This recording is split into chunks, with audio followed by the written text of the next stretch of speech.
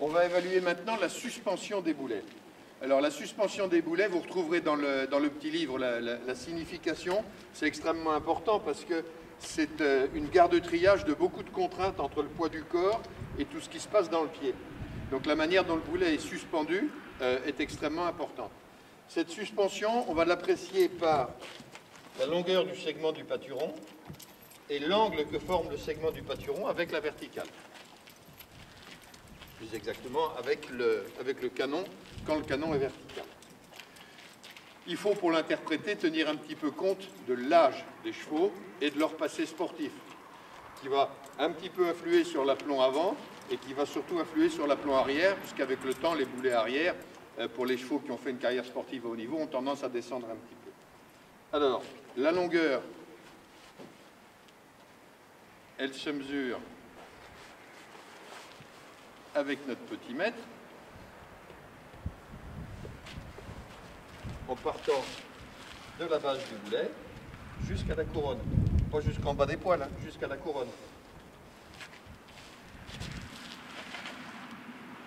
Ici, on a un pâturon qui correspond en fait à la première et deuxième phalange, qui fait à peu près 10 cm, et qu'on va rapporter par rapport à sa taille globale. 10 cm pour 1,75 m, c'est plutôt court comme taille. Et puis alors la deuxième mesure, c'est l'angle que forme le pâturon avec le canon quand le canon est à peu près à la verticale. Donc là, on reprend notre mètre, on place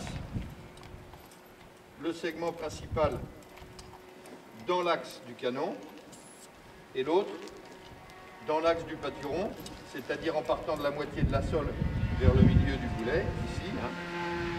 Donc celui-là, on le met dans cet axe-là, et ensuite on ramène l'autre dans l'axe du canon.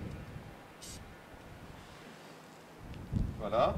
On peut avoir la pression visuelle de la personne qui est à l'extérieur pour vous dire tu y es ou tu y es pas.